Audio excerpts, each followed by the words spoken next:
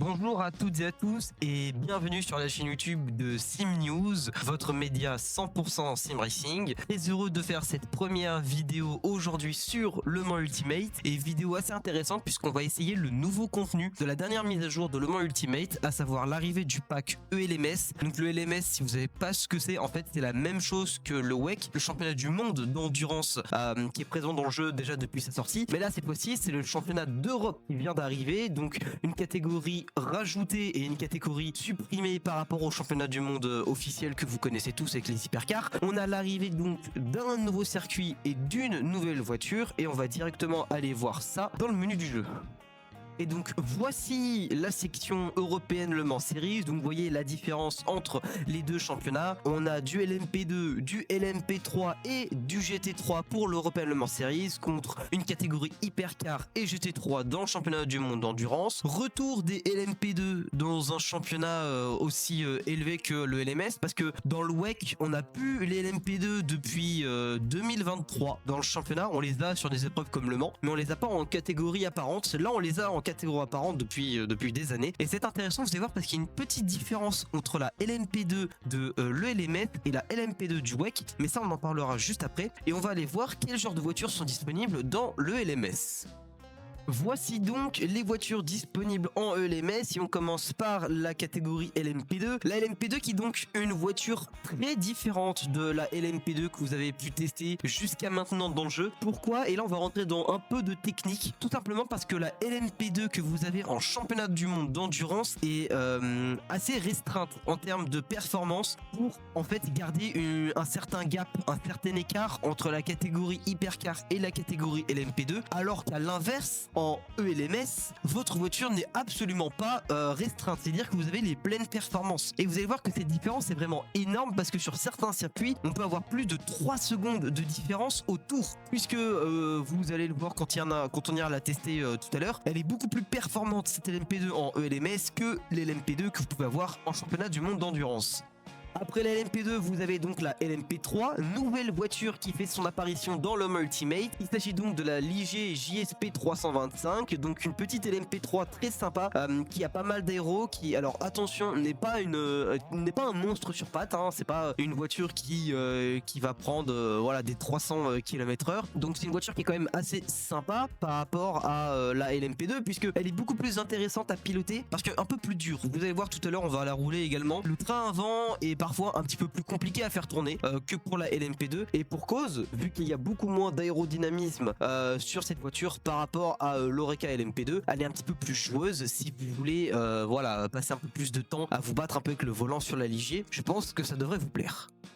Pour ce qui est de la catégorie GT3, on va pas passer trop de temps là-dessus. Ce sont exactement les mêmes voitures qu'il y a de disponibles en championnat du monde d'endurance et en championnat du monde, en championnat d'Europe, pardon. À part que les livrets ont changé et que vous avez maintenant toutes les livrées, tous les skins du championnat européen. À part ça, absolument rien n'a changé. Et dernière nouveauté de ce petit pack assez sympa, c'est l'apparition d'un nouveau circuit. Et vous le voyez, il est juste ici. C'est le circuit anglais de Silverstone. Donc c'est un circuit vraiment très intéressant, même si on le connaît par son apparition dans la quasi-totalité des jeux de sim racing aujourd'hui. Silverstone est un circuit qui n'est ni dans le championnat du monde d'endurance WEC et qui est par contre lui dans le LMS. Et ça c'est hyper intéressant, parce que non seulement on va pouvoir rouler dessus avec la LMP3, mais on va également pouvoir rouler dessus avec les hypercars. Et ça c'est plutôt cool, parce qu'on parlerait d'un retour de Silverstone en WEC, si je ne dis pas de bêtises, vers 2027 ou plus tard. Donc ça peut être sympa aussi de se donner une idée en roulant avec ces petites voitures. Donc ce qu'on va faire, c'est qu'on va partir sur Silverstone, qu'on va prendre la LMP3 et qu'on va directement partir sur une petite session de practice pour voir un petit peu ce que donne cette voiture en termes de physique au volant. Et nous voici avec la petite Ligier LMP3 sur le magnifique circuit de Silverstone, et on va aller faire nos premiers tours de roue. Alors, première fois que je teste le combo, je n'ai pas du tout roulé la LMP3 avant. Ce qu'il faut savoir, c'est que moi la LMP3 je la roule énormément sur d'autres jeux, notamment iRacing, où je la trouve vraiment bonne. Alors fais attention parce qu'on a les pneus froids dans ce jeu, faut faire gaffe. Et on sort donc des stands, et alors là direct, premier truc qu'il faut savoir, c'est que la version de Silverstone que vous avez n'est pas la version que vous connaissez tous par exemple dans les jeux de Formule 1 ou autres, parce que la sortie des stands en fait c'est l'ancienne sortie des stands. Parce qu'on n'a pas encore la version, je crois que c'est la version nationale de Silverstone. Et on n'a pas encore la version avec les pits de l'autre côté. Voilà, ça, on l'a pas encore, on devrait l'avoir dans une future mise à jour. Un futur layout de circuit. On va faire attention parce qu'on a les pneus froids quand même. Alors ce qu'il faut savoir avec ce championnat ELMS dans le monde Ultimate, il a été annoncé il y a quelques mois. Et ce qu'il faut savoir c'est que ce ne sera pas le seul pack qui va faire son apparition dans le jeu. Puisque normalement 2 autres packs sont prévus sur l'année 2026 normalement, si je dis pas de bêtises. Les 2 packs arriveront en 2026. On devrait voir l'arrivée du circuit Paul Ricard, donc le circuit français, et le circuit de Barcelona-Catalunya, le circuit espagnol si je ne dis pas de bêtises. Et pour le coup, on va également avoir, je crois, autre chose dans les packs, donc une autre voiture. Alors je sais plus le nombre de voitures différentes en LMP3 qu'il y a en ELMS. C'est vrai que je suis pas énormément le championnat, je regarde un petit peu quand on a les courses, mais c'est pas le championnat que je suis le plus. Donc c'est pas impossible qu'on ait d'autres modèles de LMP3 qui arrivent en même temps que ces autres circuits. Et là pour le coup la petite LMP3 je la trouve assez ressemblante à celle de iRacing déjà en termes de son. Et le bruit est vraiment pas mal. Avec les pneus froids et le train avant qui est pas facile à conduire, c'est pas... Voilà, mais moi je trouve ça très intéressant pour le moment. Ça donne une certaine difficulté sur la sortie et ça moi j'aime bien. Ce qu'il faut savoir aussi c'est que alors ce pack il coûte 9,99€ sur Steam, donc la version officielle, mais il y a un pack qui vous permet d'avoir les 3 packs au complet, hein, donc le Season Pass ELMS qui lui est à je crois 24,99€ ou 21€, je sais plus, je crois que c'est 21,99€. Et pour le coup vous allez avoir les 3 packs pour 22€ si on arrondit, ce qui fait une sacrée économie puisque chaque pack coûte 10€, enfin 9,99€. Donc au final, si vous les prenez séparément, ça vous fait 30€, alors que là ça vous fait 22€. Donc c'était peut-être un pack gratuit, parce que ça coûte 8€ un pack, enfin ça coûte 9,99€, et là vous économisez 8€. Donc c'est déjà sympa.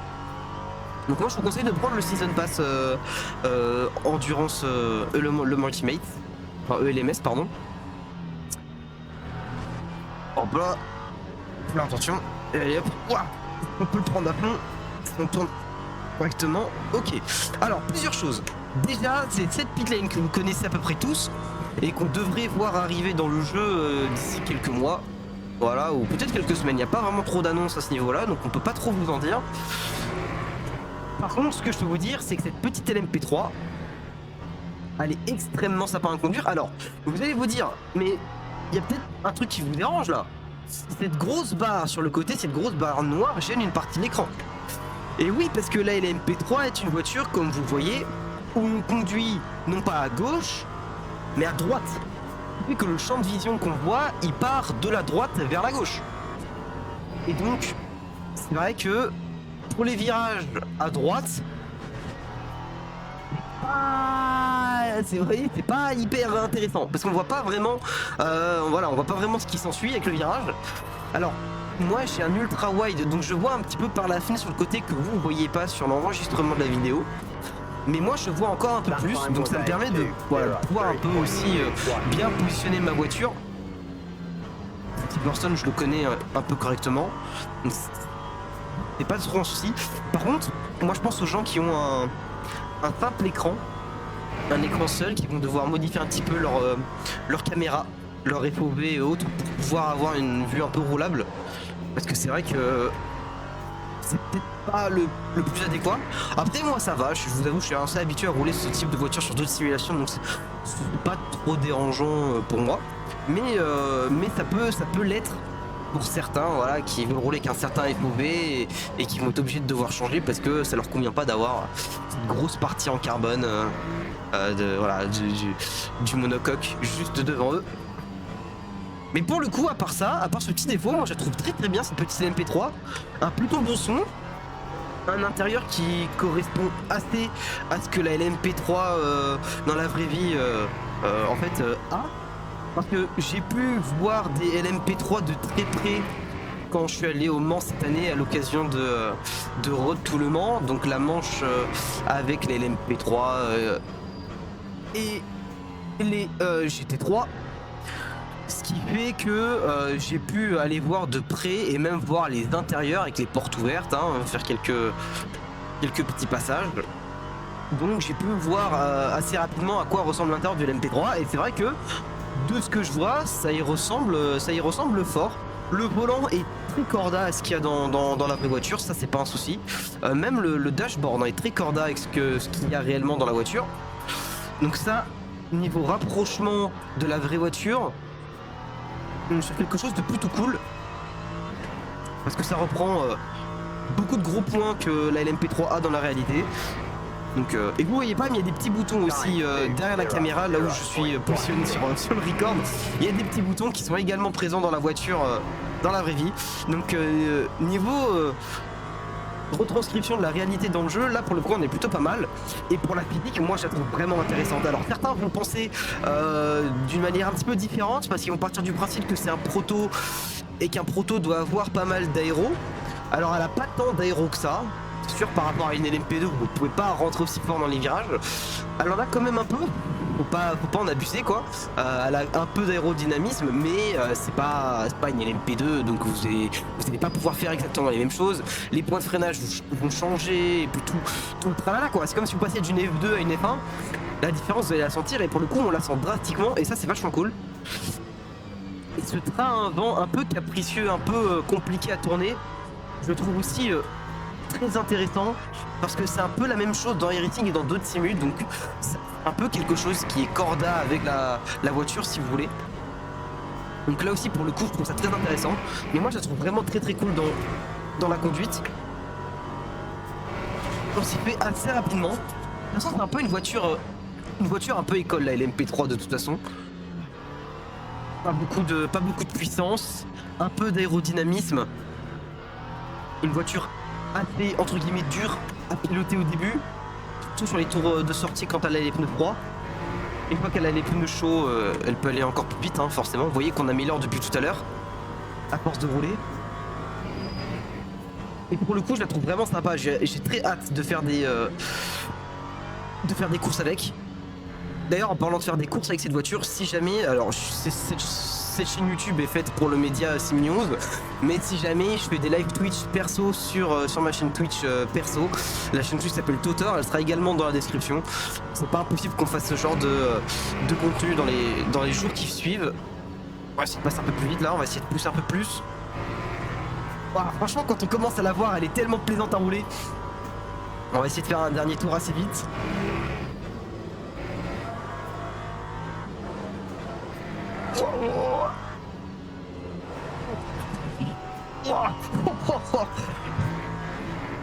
Je vais essayer de la pousser un peu dans les rapides là. J'ai perdu du temps avec une belle glissade là, mais quel plaisir franchement. En plus elle a le plein et elle se conduit très bien. J'imagine pas quand elle a un plein, enfin un réservoir un peu plus vide.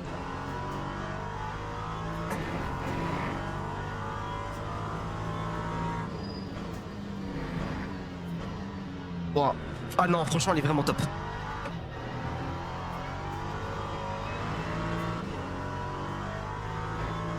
Voilà, je vous avoue que j'en donne un peu. Mais c'est tellement satisfaisant de pouvoir pousser si fort.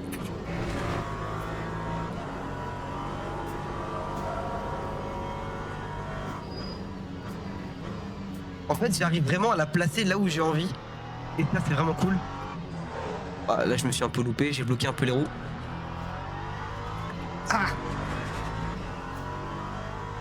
Je n'ai pas encore parfaitement la voiture, mais on va essayer de faire un chrono sympa. Je sais pas en combien ça roule dans la vraie vie. Ah non, c'est vraiment top. Oh non. On a bloqué un peu trop les roues, on est parti trop loin là.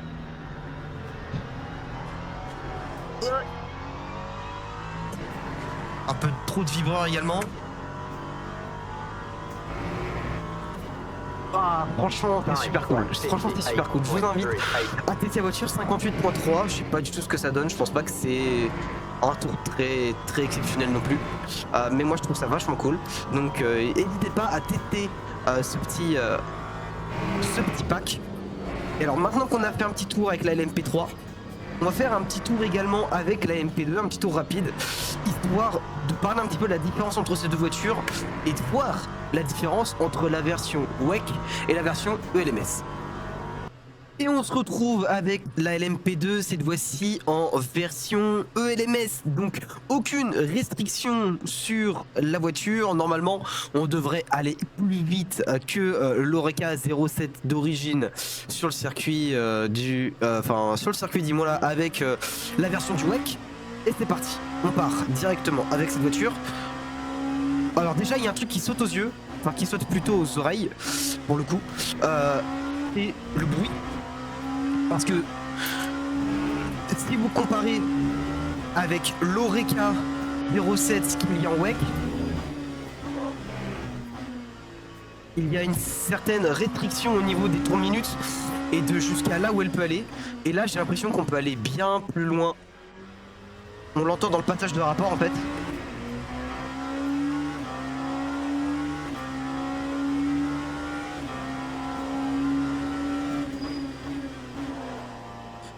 Ok, on va essayer de faire un tour chrono histoire de voir un petit peu ce que ça donne.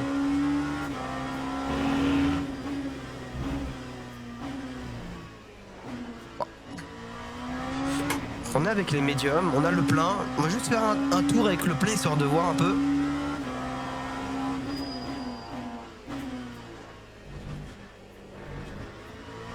Ok, déjà qu'on sent qu'elle a un peu plus la patate. Ça sent. Elle a plus fin que celle qui est en WEC, cette LMP2.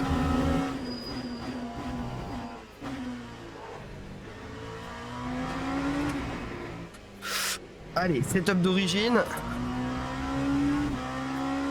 On n'est pas parti pour trop s'embêter. On va aller faire un petit tour, on va baisser un petit peu la caméra. Je vais la trouver assez haute. On va la baisser un peu. Voilà. On va être un peu mieux comme ça. Et c'est parti.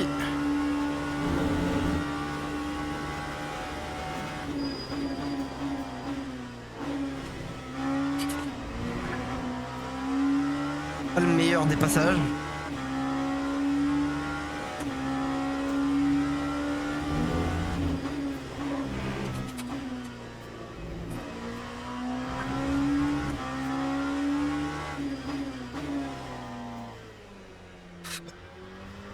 Allez. On essaye de lui donner un peu en la poussant.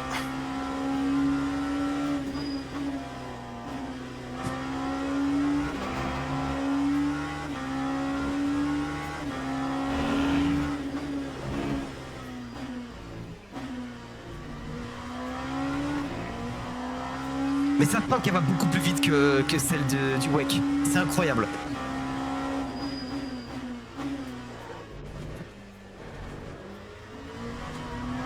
Ah, c'est pas un super tour.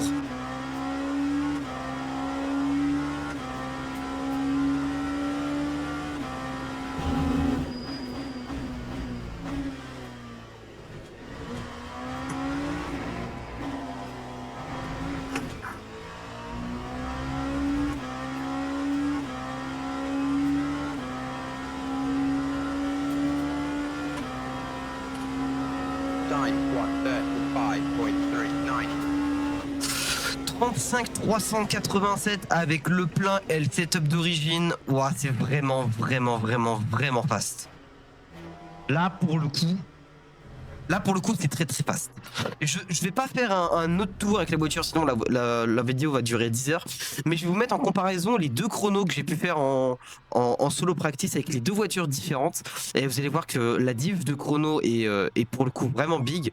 Et c'est assez incroyable. 35.3 avec le plein, le setup d'origine. Franchement, c'est big. C'est la fin de cette vidéo. Si elle vous a plu, n'hésitez pas à vous abonner et à la partager. Ça permettra à la chaîne de vraiment prendre de l'ampleur et de grandir. N'hésitez pas à nous suivre sur nos réseaux sociaux. Tous les réseaux sociaux seront dans la description. Si jamais, je vais très certainement faire des live Twitch sur ma chaîne perso, ma chaîne Totor, qui sera en description également. On fera certainement du contenu autour de cette mise à jour de l'Home Ultimate. Donc n'hésitez pas à aller la voir également si jamais je fais des mises à jour. Merci beaucoup de l'avoir regardé. N'hésitez pas, si vous avez testé le contenu et la LMP3, à mettre un petit commentaire et à mettre votre avis. Voilà, si jamais elle vous a vraiment épaté dans le pilotage ou si au contraire elle vous a un petit peu déçu. N'oubliez pas la petite cloche de notification et on se retrouve dans une prochaine vidéo et à la prochaine.